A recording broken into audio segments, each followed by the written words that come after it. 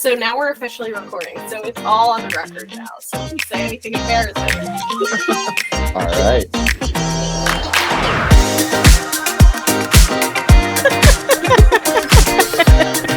Never, ever.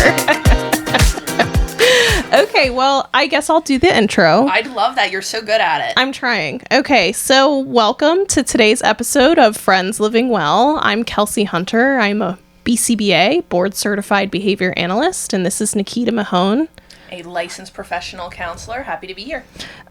We also have Tom Alderson here today. He is our producer and editor, so shout out Tom. Thanks, Tom. Always plugging Full Living Wellness. That is the therapy practice that we're associated with. That's Nikita's practice. And we have our very first virtual guest today. Nico Panepinto is joining us today. He is a director of origination at Pivot Energy and the founder of Evoke Breathwork. He has a certification in breathwork, and he's also an avid yoga person. Practitioner? Yogi? Is yogi? However you might define it, Nico. Is yoga? I would say I practice yoga. I like to practice yoga. He's like, let's keep it Simple, guys. It's like, don't call me a yogi. Nerds. Yoga I feel like has all these different connotations and it's like, oh, like you're this and you're that. And it's just like, I like to go to yoga class. I like to practice yoga. Nico likes yoga, you guys. So thanks for joining us today, Nico. I'm excited to talk to you more because Nikita's been mostly the one who's been corresponding with you. So really interested to kind of hear what you do, what you're passionate about. I don't know if Nikita, you have a specific direction you wanted to go. No, or I just wanted to learn about everything. Yeah. Especially I feel like it almost gets joked around in therapy of like, we're going to do breath work first. Like or they're going to ask you to identify 5 colors in the room as like the first 2 coping skill jokes I hear about therapists. But honestly, other than a few workshops that I've been to, I don't know a whole lot about breath work. I certainly haven't met anybody where that's been their focus primarily. So I'm just excited to hear from you and how you got started in this and what it's done to your life and how it's benefited you.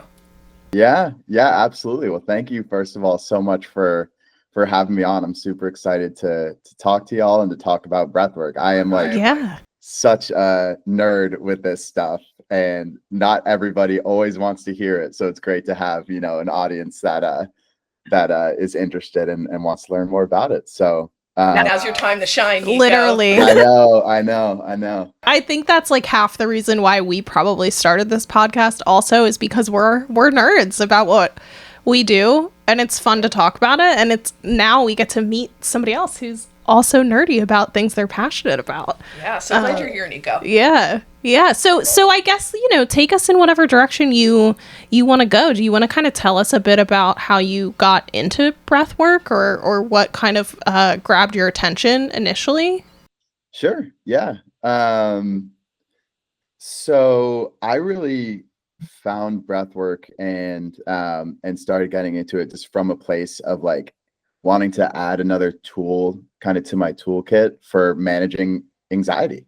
When I was in high school, I started doing yoga around like sophomore, junior year of high school, maybe. And that was mostly to prepare for athletics.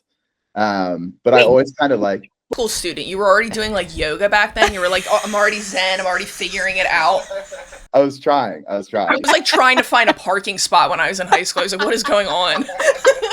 Yeah, I remember going with my brother. There were a couple studios in our town, and yeah, like I said, we just used it mostly for like the physical benefits. But I always also liked the kind of philosophical side, and like when they would go up there and talk about like the history of yoga and stuff like that. And it's funny, my brother and I were opposite. I remember we came out of a class one time. He's like, man, I hate when they talk, like, just like tell me what to do. And I'm like, oh, I kind of like it. So and you loved it. You were like, wow, I wish they would talk more.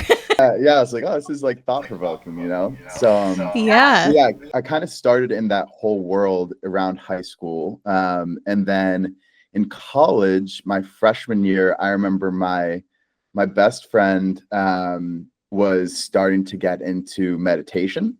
And so he kind of introduced me to meditation and kind of that whole world. And so I kind of got introduced to it then and started learning about it then. And then it wasn't really till 2020ish, I guess. It didn't really have much to do with COVID, but around COVID time was when I really found breath work. So it was kind of like what I think of as like the big three, like yoga, breath work, and meditation. It was actually the last part that I found. But it just resonated with me so much because it was right in between like the physical like yoga practice, like when you go to yoga class, like meditation where you're just sitting there and focusing on a mantra or just focusing on your thoughts. It's like right in the middle of those two. So that's like kind of how I like to think about it, is like you have yoga on one side and then you have meditation on the other, and breathwork's kind of like right in the middle of the two. Interesting. So they all seem very it sounds like you're describing them as interrelated, basically. 100%. Okay. In like traditional yoga practices, you're supposed to do the asana practice, which is the body practice, like your typical yoga class, and then breath work. And then those two things prepare you for meditation. That's like actually the sequence that you're like, quote unquote, supposed to do them in, according to traditional yoga practices. Yeah, I'm learning stuff already. Yeah. I did not know that. I had no idea. That makes so much sense. I mean, that's like half the reason why I like to work out in the morning, is to kind of get out that physical energy, because I feel like I'm able to sit still and focus more and be a little more clear throughout my day. Absolutely. Yeah, exactly. It's like, it makes total sense. And like, I feel like I have found that a lot of stuff with breath work, like kind of just like innately makes sense like that. You're just like, oh, of course it works that way. I didn't really know that or think about it, but like, there's a lot of parallels to like, you know, everyday life. And like, I always, you know, like I mentioned, like I was an athlete growing up and stuff, like I always relate it to athletics and working out. And there's so many parallels with like exercising and breath work and just like kind of how you approach them and how you think about them. Like there's so many parallels, and that's just always been an easy way to frame it for me, because that's like how I grew up. Background was. Yeah.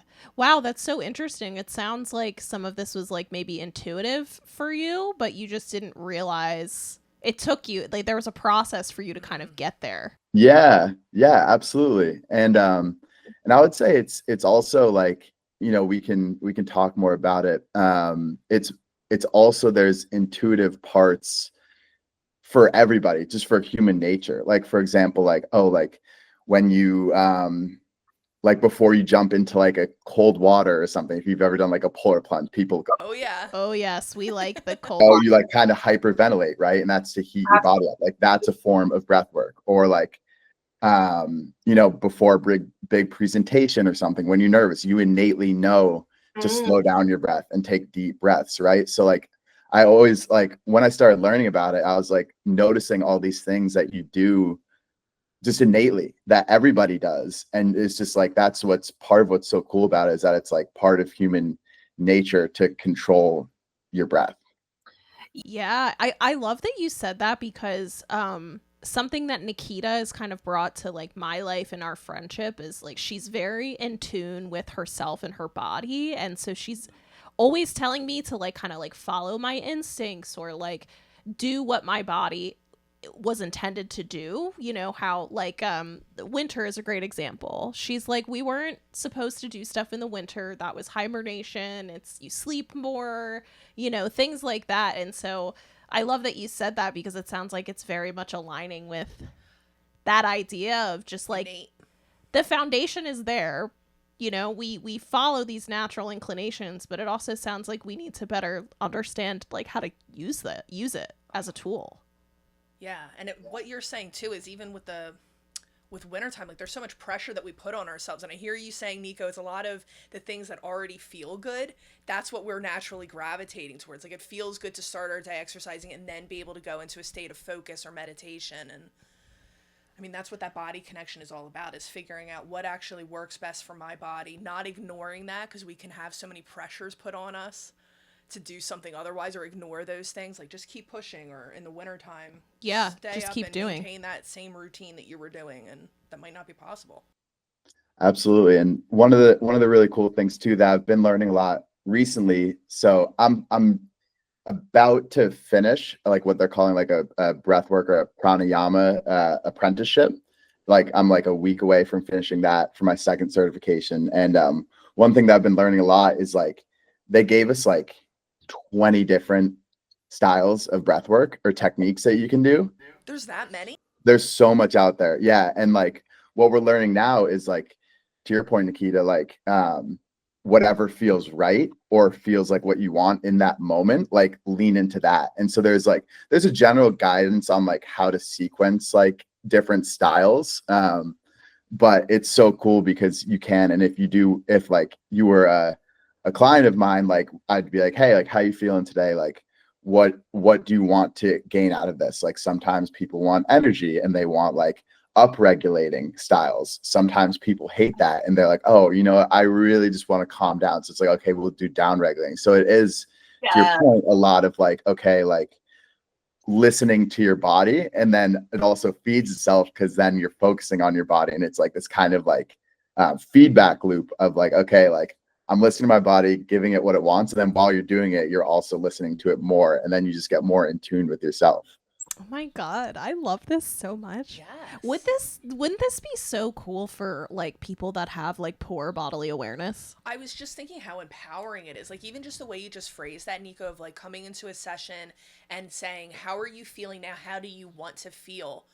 And recognizing that by connecting with your body or doing breath work, you could change that. Like if I want to be of a higher energy and I might be coming in a little low, to be able to spend that time, engage with my body and do some breath work and come out of that feeling more energized. That's such an empowering experience. That's so cool. Yeah. And you can really feel it pretty quickly, depending on the style. But like I'll notice, like I used to take notes before and after, and then just write down like adjectives that I would feel like coming out of it. And like the consistent one for me is clarity. Like it's almost like a windshield wiper is how I like to think about it. Like, you know, you wake up in the morning, you have like kind of a foggy mirror on your car or whatever, and then like through breath work, for me, whether it's up regulating or down regulating, like it always, the end result is like better clarity and focus and attention. But to your point, yeah, you can go up or down or whatever you're feeling at that moment. You kind of apply those certain techniques. That is so interesting. And I feel like it's so something that I've learned like in my professional practice of recently is that like there's no one best approach. It's always great to be able to like pull from all these different therapeutic approaches and things like that. And that what you're saying just reaffirms that it's like, it would be so nice if we had the ability to kind of like pull some ideas from breath work and like better understand that for our clients that would benefit from it. Right, but also more intentional. Yeah, more intentional. But I also think, you know, to also be, I think with the intention is also being like, I should know what this looks like. I need the certifications. I need the education and the training to do some of this stuff, which I saw in one of your notes to us. I thought it would be a good point to bring up is like you specified very much like, I'm not a therapist. I do breath work. So I'm curious if maybe like you wanted to elaborate on that point or explain that a little bit more for our listeners.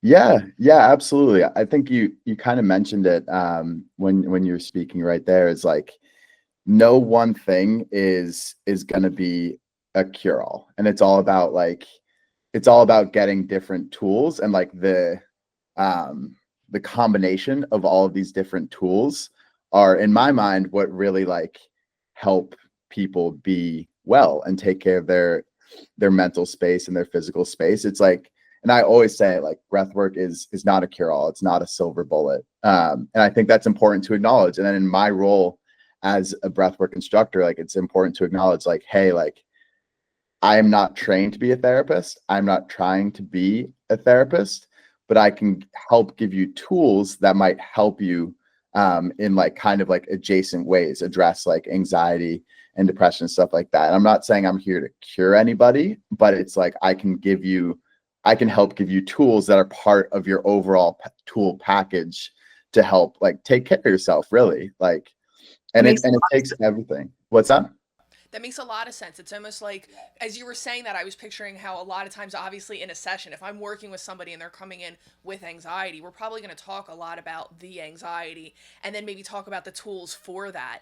But I hear you saying you're really talking about the tool. You could focus on the anxiety, but that would be maybe like more of the therapist role, if that's what that feels like for you, where you really try to hone in and focus just on that tool, the breath work. Exactly. And I think it's important.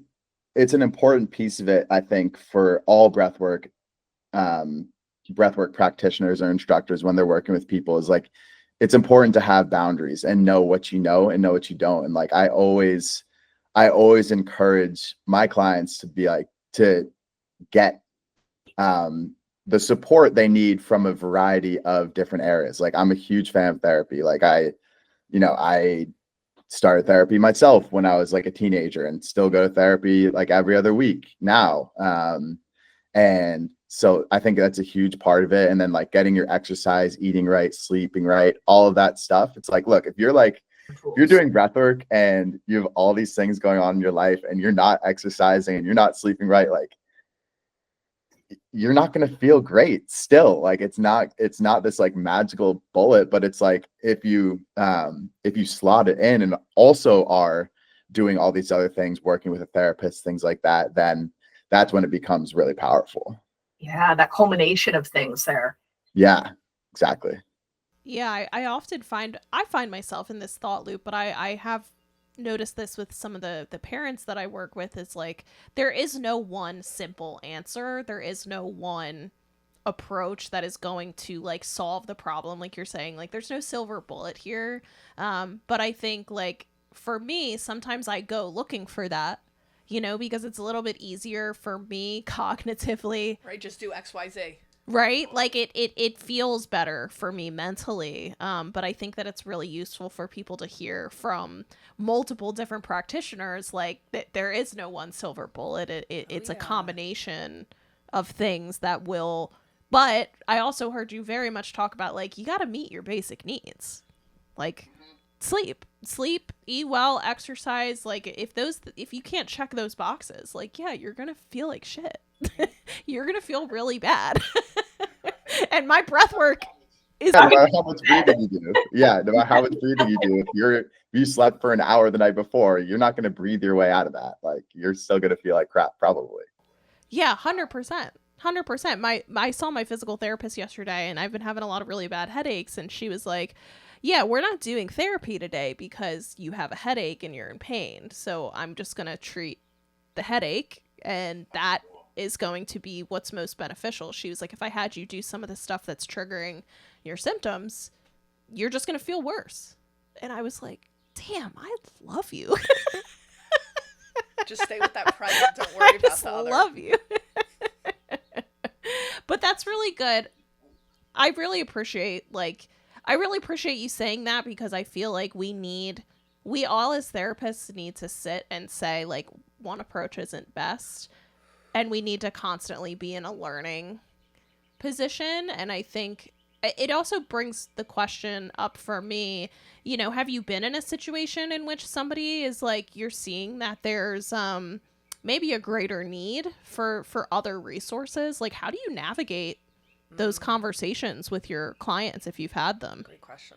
Yeah, well, I think first of all, the way I try to address that is, at the very beginning, I have an intake form and an intake call with folks. So I would the goal of that is to kind of have a baseline of where they're at physically and also mentally. So like, if someone's prone to panic attacks or prone to passing out or has anxiety, it's like, those are things that I would want to know so I can help alleviate, maybe not even alleviate some of these symptoms, but help be aware of those things. And for me, like, if somebody does a certain type of practice and they have like kind of a reaction to it that doesn't feel great, it's always like, hey, okay, like, take it slow, take a step back, stop the practice, return to natural breath. And then I just try and like hold space for people and just like listen, really. is the biggest thing for me, because it's like what I was saying before, like I'm not a therapist, and like it's tricky because like on one hand you want to do what you can to support them, but on the other hand it's like, hey, like that's also not my world of expertise, and I'm not trying to be that. So I think it's really just like knowing the person, and then knowing like, hey, like if we're pushing too hard on this technique, like let's slow it down, return natural breath. And like, I'm always here as a resource, and that's important to me too. Like, hey, like you can reach out to me outside of our sessions. And I'm happy to talk things through as just a human being, and be there as a listener and as a soundboard. But I'm also not trying to specifically address things in like as much of a proactive way, where I might be crossing that boundary where it's like, hey, I actually am not a professional in this way. Does that make sense? That makes, I think, perfect sense. And I think that that's such a, I don't know if humble is the right word, but I just like love a good boundary. I love your boundary. I love that awareness, because that's something we learn a lot about in school. I don't know if that's something you learn, but especially as a BCBA, because my framework is behavioral, and it's very specific to mostly the autistic population. So we have lots of conversations about like, don't step outside of your scope of competence. Like that's always a conversation. And so I think I love that you brought that up, because that's such an important point. And I think I have so many questions for you, Nico. Because so I have one question that I want to come back to. One is, I think it would be helpful if you could maybe describe for people like what your breathwork sessions look like. So that would be something I want to know more about. But the other thing that I wanted to know more about is like, or at least maybe make the point that anybody who maybe is interested in breathwork or starting their own business related to breathwork, it sounds like you have such a great like model and approach that aligns with a lot of like therapeutic practices. I don't know if you're aware of that, but that's like what I'm getting from what you're saying. Oh yeah, there's already a number of people I'm thinking that I'd love to connect to, because even just the scenario that you just portrayed, I was thinking I would love to have people that I work with have experiences like that, where, you know, we're always talking about there's only so much work that we can do in session that's just talking based. We have to connect with the body. We have to have experiences that offer us something different within learning and growing. And that's exactly what you're offering. I would love to have a session with somebody following like, hey, I had a breathwork session over the weekend, and this is what I noticed, or this is what came up while we were, even if it was that we only got in 5 minutes of it, and then I noticed something and it was very triggering and I had to stop. It's like, that means like something really big came up and you were able to experience that in your body in a whole new way. I would love to have session after something like that. Yeah. I'm really glad y'all are bringing up this subject, because this is actually like, it's really at the core of my beliefs and what I'm doing at Evoke. And that's actually what you just said, Nikita, describes perfectly why I landed on the name Evoke, because the definition is literally to bring forth or up, or bring to mind or recollection. And so when you're doing breath work, a lot of times things will come up that you're uncovering. And I'm sure y'all see this all the time in your work. It's like, oh, wow, I have this new thought or new experience that I didn't even know is there. And then it's like, but that's the first step, right? Is awareness of what might be coming up, and then you can from there kind of start to work through it. So that's why I named it Evoke. I mean, I think it sounds cool. I like it. It's awesome, a great name. I actually have to credit my significant other. She did come up with the name Evoke, but she threw a bunch of names. She threw a bunch of names out at me, and I picked it. So it's a team effort. But I love that. Look, we all have ghostwriters, so yeah, she just totally gets a couple. She gets a couple credits. Absolutely.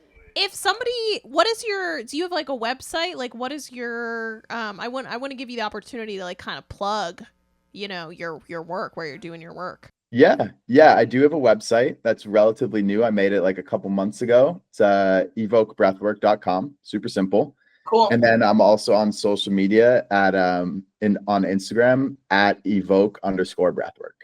Okay, awesome. We'll definitely make sure that when we put the episode out, anything we discuss, we try to add like links and stuff for. So when we post the episode, we're obviously gonna tag your business. And if God, Evoke is such a great name. That's such a good name. Yeah, that's so good. Well, okay, so you kind of answered that question, but I want to circle back to like, is it in person? Is it virtual? Like, can you kind of set up for us maybe a general like what it looks like? Yeah, absolutely. So step one, after someone reaches out to me or I get connected with them, is to do a free kind of discovery/intro call. And that's usually like 20 to 30 minutes. And like I describe, hey, this is what I'm offering. Hey, what are you looking for? Hey, is this a good fit? And that's super, super high level. And then from there, if they're interested, they will fill out the intake form, which helps me, like I said, kind of get grounded in who the person is and like what things I might need to watch out for and things of that nature and what they're trying to get out of it. And then from there, my typical course is 4 weeks,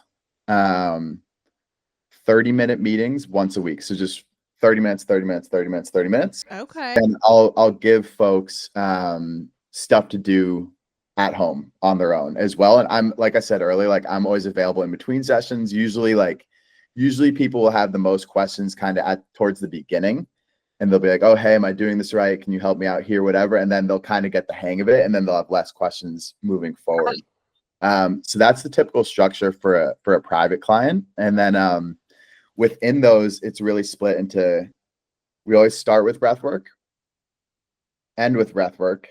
And then in between, it's about a 10 to 15 minute just check-in on how they're doing with the practice, how it's affecting them, just kind of talk it through back and forth. And then it's a 10 to 15 minute like educational like lecture, so to speak. Lecture feels kind of serious. It's more like I do have a PowerPoint and I'll go through, and that's more like it's very serious. If I mean, I know. And I'll go through like just some educational stuff. So like, okay, like the first one is like, let's define breath work. What does that mean?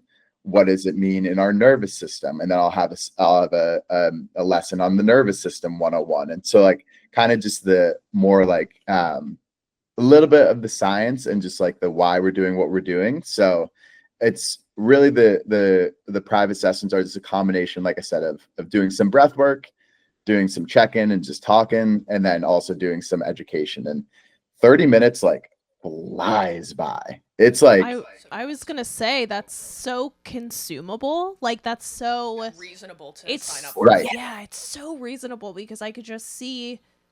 To me, it's like when people come to me with challenges or concerns, if you don't have 30 minutes once a week, then it's like we got to start there, right? So that's the first issue. You have to have at least 30 minutes to spend on yourself in the week. So I feel like that's really consumable for people. Like that's a great way to go about it. But I just like, man, you ever meet somebody you just I like the way you just looked at me. I know. Like, you ever just meet somebody they're really good at their job? Because they care about it. Because they give a shit. Yeah. Yeah, Nico, I can tell.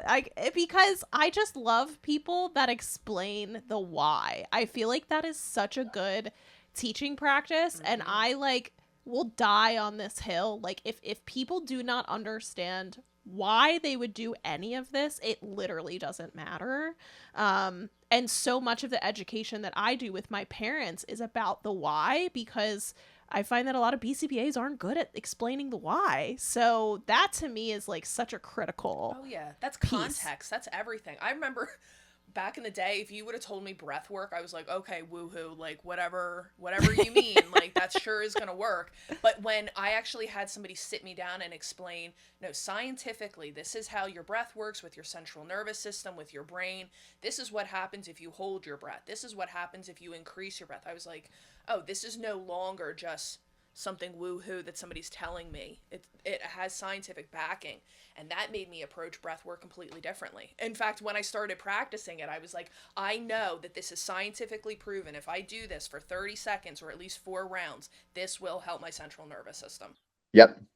Yep. And I totally agree. And that's something that I needed as well. Like, was like, okay, like, what's the science? What's like, how does it actually work? It's funny culturally. It's a very Western way of thinking about things. Like in the course that I've been taking, our teacher is like, yeah, like when I learned this stuff, like she learned, like she was like in India when she learned it and stuff from like very traditional sense. She was like, I had the same questions. And if I asked why we were doing something or what the science was behind it, like her teachers would like shame her because Interesting. they're like, what do you mean? We've been doing this for thousands of years. Like it just is what it's the way of life. I know, but I had the same questions. And so in my practice, I'm like, I'm always kind of in between the two cultures a little bit. Cause like, I'm like, I want to honor and respect like where these things came from. But I also, I am a Westerner, like, and I do think there is a lot of value in knowing the science behind it. And to your point, like it does change people's perspective on it, like, and how much they want to trust it. Like if there's science and you can actually send studies to people and show them articles and things like that, it might put some people that might be skeptical, like over the edge. Heck yeah, because our history is so different here. Like, I don't have grandparents and great-grandparents here that have practiced something in this village that I can be like, that's why I'm doing it. Yeah. Like, we're all just kind of blopped here and trying to figure it out. And we need a little bit of facts sometimes to help us wrap our minds around it. Yeah, absolutely. I think and a lot of people that I work with are most actually like 95% of the people that I've worked with are beginners, very much beginners, people that have never tried breath work before, don't really know what it is. And so I feel like for that specific population, it's especially important, to your point of like the why and kind of the how and what we're actually doing here. It adds, I feel like, a level of trust to it rather than like, oh, hey, we're just going to do this and see how it feels. It's like, no, like to your point, like you do this is the part of your body that it's influencing. And this is why we're doing it. Yeah, and I feel like you explaining that is also conveying like the seriousness of it, because I love that you brought up the cold plunge thing, because we went to a women's event, a women's jiu-jitsu event in Austin, Texas. Shout out Alchemized. Shout out Alchemized Fightwear. Who also, guys, we're affiliates for. We have our first little affiliate code. So all right. we'll put that. Congratulations. Put that. Sorry, Nico, you probably don't know what Alchemized Fightwear is, but you will soon, because you're going to see a lot of gear being represented and a lot of content. It'll be good. I love it. I promise I'm circling back to the point, which is we did a cold plunge. They had cold plunges at this event that we attended. And one of the girls there, so like, the first thing that I learned about cold plunging, probably because of you, was like when I've done a cold plunge, 100% of whether I'm able to do it or not is in my breath. Like if I am not focusing on my breath, I cannot do a cold plunge. And there wasn't people there to like guide people through their first cold plunge experience. And somebody there actually like had a panic attack. That I was like, oh, okay, like, let's do some grounding, like, so I'm glad that like we were there, but it is so, it's not something to be taken lightly. Like it really can bring up so much for people, especially because it's directly related to your nervous system. Yeah, there's so many. It's so funny you mention this, because just yesterday I was talking to somebody at the gym, and they were mentioning that they want to do ice baths, but they had never done them before. And I had just had my surgery, and I was saying that I'm waiting a couple more weeks because of how when you get in, you have such an automatic response. And for me, I know it's for a lot of people, but I feel my abdomen almost immediately kind of like harden and tension and go into place, because it's like that breath is getting ready. And I have to like really hold that so I don't Otherwise, you could have a very panicked breath response, like a hyper ventilating experience. And if you're not knowing that as soon as you hit that cold water, or then how to help slow yourself down in it, people will absolutely go into a panic. Mm-hmm. Mm-hmm. Yeah. And a lot of people don't know that. No, I mean, they don't. I didn't think about it. I think it was probably Sabrina or maybe even Sarah that 100%. told me, like, brace yourself. When you hit the water, you're going to have a panic response, and we're going to help you to try to slow down and not panic. And that was what really intrigued me about ice baths, was the mental experience of it, of, okay, so I'm going to have a physical and mental place where I'm in a state of panic and fear, and I want to try to slow down in that and remind myself that I'm safe, I have more power and ability, even in this really uncomfortable place. Absolutely. And I think that's such a common theme in so many things that are good for you, right? Is the challenge and the overcoming the obstacle, like exercising. Same. I like I was saying at the beginning, I love to bring these things back to exercising, because that's just the language that I think and the way I think. Like, you do something hard and then you get through it, and then you get that reward after. You're like, oh, okay, I can do that. I can do that. I did it. Yeah. I remember that probably, actually, you know what, the very first experience with breathwork I had was extraordinarily challenging. It was 11 minutes straight of what's called Kapalbhati, which is breath of fire, which is basically just rapid breathing, rapid exhales through your nose. And I was in a yoga class. Yeah. We did that at the Alchemize event. They had us do breath work, and we did really? breath of fire. Yeah. Yeah. Well, it literally warms you up. Yes. That makes sense. Wow. Okay. So 11 minutes of breath of fire. Yeah. That's a long time that you were engaging in that too. That's it's a long time. And I was like, oh my God. And there were times, to your point, where I was like, I don't want to do this anymore. This is really hard. And then at the end, I couldn't stop smiling. Like, I was like, that was awesome. I feel so good right now. So cleansed. But to like what you were saying, like, I feel like it is such a common theme of you do something hard, you're not sure if you're going to do it, and then you get through it. And then at the end, you're like, wow, I'm stronger than I thought I was. Yeah. Those experiences are just irreplaceable, because that's the place of self-trust. No matter what kind of a hard situation I'm in, I can probably find myself, even if my brain is screaming at me, it's too much, you can't. If you've been through that and pushed through that wall, you kind of always then remind yourself, like, I've had these thoughts before. I probably have more in me than I think, or I probably am more capable than I'm giving myself credit in this moment. Right. Did you know it was going to be 11 minutes? Like, did you know what you were walking into? No. This was I didn't really know what I was walking into. It was a Kundalini yoga class, and I went with my friend who actually introduced me to meditation, same guy, at an ashram in Massachusetts, which is where we're from. And it was like very, very traditional practice, and like there was like dancing and stuff, and like I was like kind of uncomfortable. I was like, I don't really know what we're doing here. But then when we went into the breathwork stuff, I was like, oh wow, this is like really cool and powerful. And then I came out of it and I was like, you know what, I really like that. Like, I wasn't expecting to go into it, but I didn't know what to expect going into it, but I was like, you know what, that was a good experience. And to your point, Nikita, like, irreplaceable. Like, this is probably like 10 years ago. And I still remember that feeling coming out of it, of like, oh wow, like that was hard. And I got through it, and I felt like the elation of like doing something hard and getting through it. So was that kind of like the moment where you were like, I don't know, some people have those moments, some people don't, but I'm always curious, like, was there a moment where it was like, yeah, this like really clicked for me and I knew I wanted to pursue this more?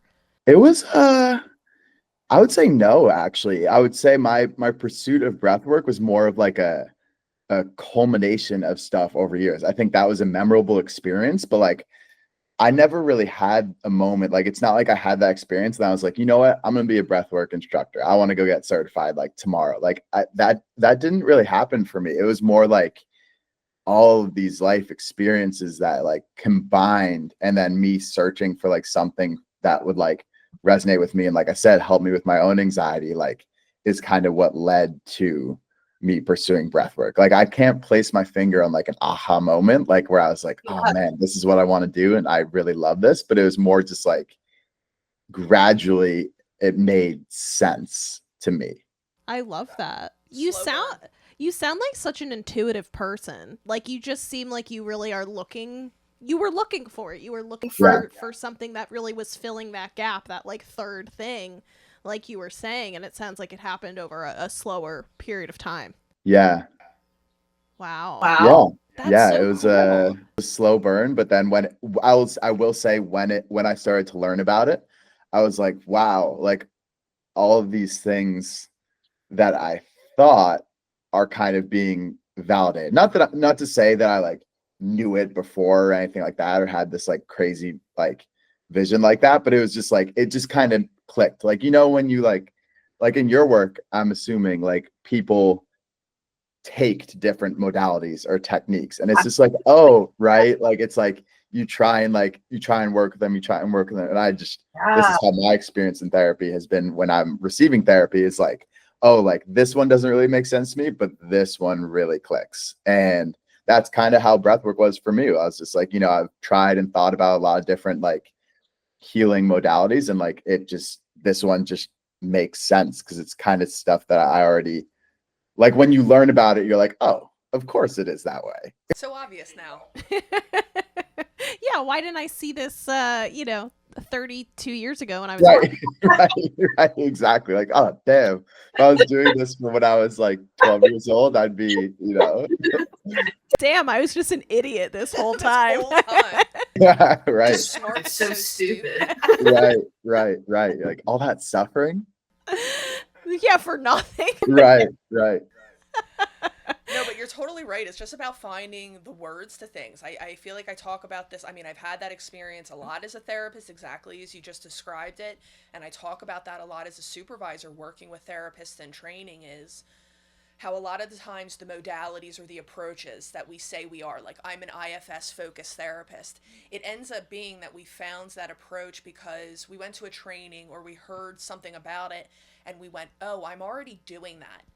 They just have another way of organizing or putting vocabulary to this thing that I'm naturally already doing or already noticing about the people that I happen to work with.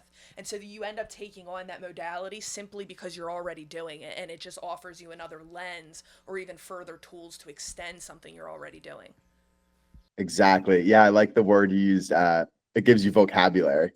So you're like, it's stuff that you, like you said, you already kind of know, but you like don't know how to like express it or communicate it almost. And it's like, it's putting labels to these things. And I find like in my experience in therapy, like when I could label stuff, you know, I actually have experience being a client of someone who practiced IFS, and I practiced IFS a bunch. And that was actually one of the ones that stuck with me. And a big reason was because like you put labels to things, right? And you're like, okay, this is that. And then to the point we were talking about before with like evoke and bringing forth and up and noticing things, once you label them, then you can address them. Love that. Oh my gosh. So that's Yes. very like a full circle. It's moment. very hand in hand, like this approach and what you already do. And That's really cool. it's yeah, because and I'm sure you feel this way too, working with children, is we, from the moment we come into it, sensationally, we are able to feel full capacity of things, but we don't have the vocabulary. We don't have the words to put things into context or explain it to ourselves or to others. So then as adults, it is this kind of interesting experience of all of a sudden, okay, now I'm starting to have this vocabulary and ability to use it to start to describe and express myself to others, even in experiences way early. I feel like that's my entire childhood. I like came into consciousness at 24. It was like a bomb went off finally. I was like, oh wow, this is the world. Cool, glad to be here. But before then, it was all a lot of sensations and a lot of feelings that in the moment I didn't understand. And then how helpful it was to go through my own therapy process to be able to say, okay, now I know my own story. That's so interesting what you just said about how you feel everything when you come into the world, but you don't have the ability to express it. And I was just thinking when you were saying that, I was like, well, that's literally temper tantrums for children. It's true. That's why kids cry, and that's why Yeah. like younger, like adolescent kids, like will just like throw a fit because it's like, I'm feeling this way, but I don't know how to express it. That's 100%. That's why like I always get on my soapbox, especially on the pod, is like we have to be teaching children emotional regulation and like social emotional skills. It's something that some schools do, but schools don't do a really great job of, and so that's why, you know, we have adults walking into around like going into Starbucks and like screaming at people and just like acting, you know, having a hard time, and it's because we exist with full feelings and full experiences, but we just don't know. We don't know. And even as adults, like you're saying, you know, 24 years old, we're start having realizations like, this is why my body responds this way. Oh yeah. Get into a relationship. That'll teach you something. If you think you're good, get into a conflict with somebody or have an intimate partner, and you're going to find out all of the tantrums that you still have within you that you have to work through. What tantrums? What? Looking hard at her partner right now. Tantrums? What? We're gonna just leave that. I was just telling Tom this morning about how I just was the ghostwriter of one of my good friends' entire live interaction with their partner because they were having a hard time, and I was like, I am not going to let you engage in bad behavior. Like, I'm going to walk you through what you should say. I will literally model. I was like, we're going to retrain your nervous system right now. Different experience, different responses right now. And honestly, I was like, wow, that was like some of my best work. Some of my best work. Such a good friend. I was like, I could pay per text. I could get people to pay me per text for this. Probably. Live relationship advice based on behavioral science. Call dibs on it before somebody else trademarks TM. Yeah. I do want to go back real quick to what you're saying about it being taught in schools and things like that. And like, I wonder, y'all would know this so much better than me, but like, I'm interested to hear your perspective on like learning these things as your brain is forming, right? And like learning these coping mechanisms is probably a lot easier before your brain is fully formed, and probably a lot more difficult when you are an adult and your brain is already formed and it's like hardened in a way. Like, does that make sense? It's like, oh yeah, I think like they always say like learning new skills is harder the older you become, right? And I wonder if it's the same with like emotional coping mechanisms. Do you guys find that?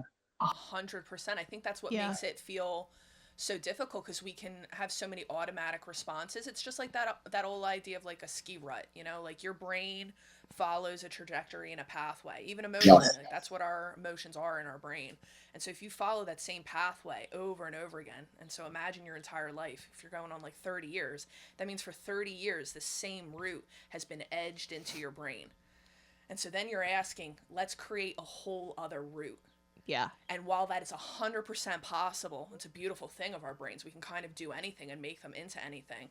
To ask to go from deep-rooted, familiar things to completely new experience, that takes a hot minute. I think that's one of the most frustrating things for people in therapy is when we have sessions together, we're able to talk about it and it makes so much sense. It's like watching somebody do math. You're like, okay, it makes so much sense. 2 + 2, I got it. Somebody give me paper and a pen and I'll do it on my own.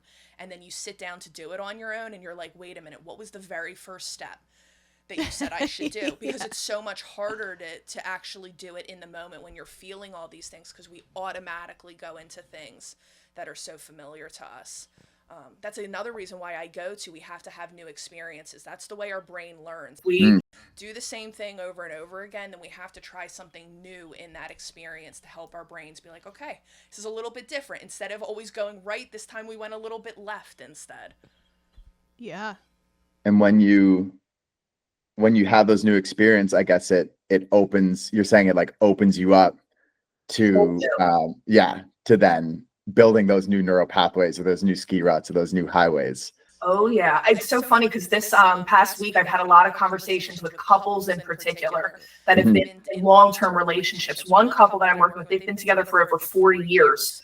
And so one of the things that we've talked about is as wonderful as that familiarity is, they can read each other without even talking. That's how familiar they are with one another. And there's something so beautiful in that. But they also know each other so well that they've stopped doing anything new. Oh, you probably see that all the time, right? All the time. It's one of my favorite things of advice is for couples is you have to do something new, but not only new, something that feels a little uncomfortable for you both. Mm-hmm. Mm-hmm. So you're retraining your brain. You're like building new neural pathways, basically. 100%. Interesting. And I would go back to your point too, Nico, of like emotional regulation and like it is and isn't easier to learn when you're younger. I think that the tough part about teaching it to younger kids is like, what are they cognitively able to do like at that time, right? So like so much of what we've talked about today is about being able to be aware and having self-awareness, and so many kids just like that self-awareness is such a high level like executive functioning skill, and those high level executive functioning skills like really don't even happen until you're like 10, 11 and 12. So that is a really hard piece where like you should be giving kids building blocks and explaining it in a way that is very, you know, understandable and observable, but like to do more higher, I would say higher level like self work of like self identification of like cause and effect and noticing those things, that is a harder skill to teach. But if we could teach kids to sit and like be in themselves and then give them language and vocabulary for that, I mean, I think that would do it would do a lot. And when I used to work in public schools, they did do like a mindfulness initiative where they like came and they like taught all the teachers like how to do mindfulness in the beginning, and they gave them like a little chime thing, and they like, you know, they wanted them to do it, but like one, the kids didn't understand why.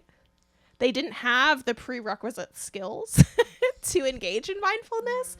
So it wasn't a super effective approach at settling them down and like getting them to just like calm their thoughts or acknowledge the thoughts and calm their bodies, because they didn't have the prerequisite skills to begin with. So interesting. Yeah, I don't know where the line falls with kids, and I mean, they're definitely not my expertise, but that was one of my favorite jobs, was being a social emotional intelligence teacher. And I was always shocked by kids' ability to, like, I remember one time talking with a kid, and this was after a few months of just doing like emotional identification, just like a lot of fun games to help them identify and describe their emotions.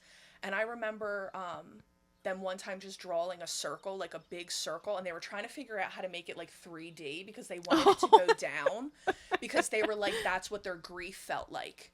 They were trying to describe like a big hole that felt heavy. Wow. And like and I mean, they were in 4th grade. Yeah. So we're talking like, what is that, 9 9 years old? Yeah. So it's a hard thing, because I know what you mean. Like, developmentally, we are definitely taught like association to self and identity definitely happens at later times. Yeah. But there is something interesting, because in my experience in working with kids around emotion, they do seem to be far more capable than I certainly would have given them credit for. And then as we're talking about it now, I'm kind of wondering, like, oh, well, how much of that is because it's a natural part of who we are? And yeah, kids have greater capacity for emotional intelligence than people give them credit for. Totally. But I think, to me, what I've noticed, it's how do you, the translation into practice is the hard thing. Because their little brains are so impulsive, and when they feel that frustrating emotion, like you said, Nico, like the tantrum, right? Like, they don't have as much capacity to not engage in basically what is a survival response. Responding to the emotion. They're responding to the emotion, but so they can have the awareness and you can sit with them and you can talk through it with them.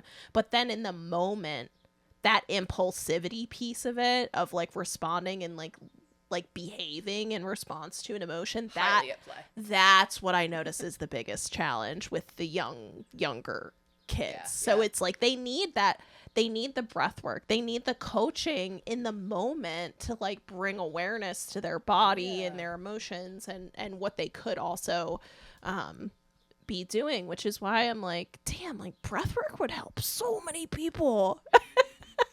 Oh yeah. So many people. Well, so look, we're at the 53-minute mark. I know. Wow. Which is crazy. Wow. I'm curious, is there anything else you thought? I mean, I could ask you questions for hours, I think, but I'm curious if there's something else like you really wanted to discuss or kind of round out the episode with that we didn't touch on. I would just say overall, if I'm talking to folks listening to this who are interested in breathwork, is that you don't need any prerequisite experience. You don't even need to like yoga.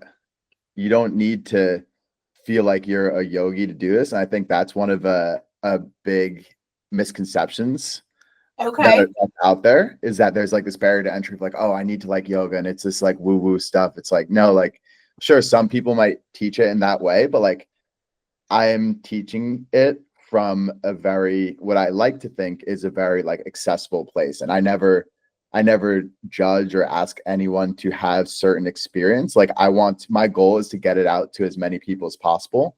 And I actually love working with beginners and people who aren't familiar with it. So I'd say like, don't worry about having any experience. The only prerequisite really is just like a willingness to learn and like want to better yourself, really. I love that. Just be curious. Yeah, absolutely. I love that. I mean, I think that that's so powerful. I think that it's also really good for people to know, like, this is such a great way for people to get to know you by like watching this. And it's also great to know who you really enjoy working with. Like, I love working with people that are just like so eager to learn. They don't have a lot of information, but they're just like sitting there with like their pen and paper and they're like, please teach me something about this.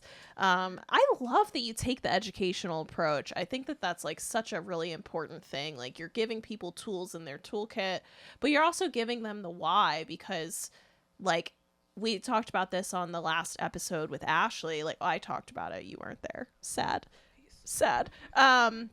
But like that ripple effect, right? Of like when you teach somebody skills and you give them the education, like you don't know what they're doing with it. You don't know who they're influencing and impacting like with that knowledge. And I just think that that's so powerful that you can give that to people. Yeah, the ripple effect. You're spot on. And that's something that is so exciting for me to be in this line of work, is like, hey, like, and you guys might agree with this also, like you're influencing the one person hopefully in a positive way, but then who do they influence? Yes.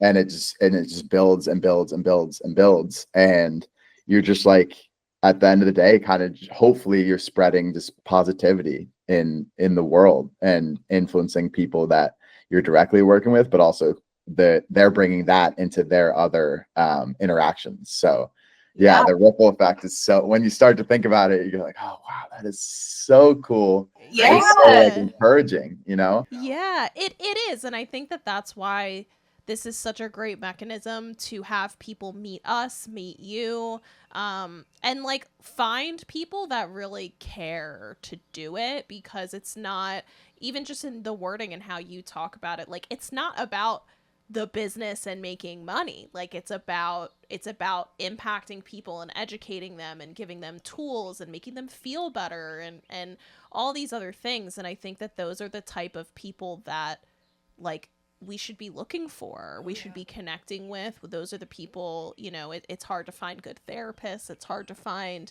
you know, good breathwork practitioners, right? I like to call this the wounded healer in that way. Anybody that's figured out how to take something that they've struggled with and then want to be able to give back to others the tools that have helped them through it. That I feel like then we all walk as wounded healers together.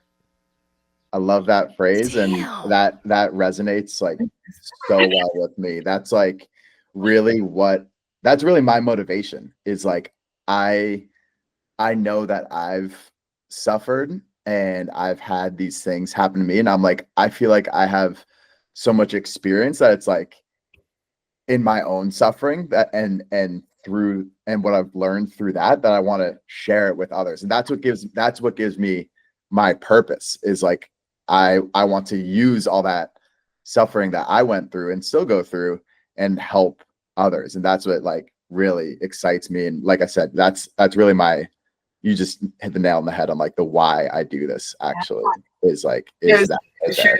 How you carry yourself and talk about it. Yeah, I love your why. That is just so profound. Wounded healer? Like, who are you? That's like a whole concept and term. I didn't come up with it. Yes, okay. Yeah. Well, you could have told me that you made that up, and I would have been like, "You're a genius."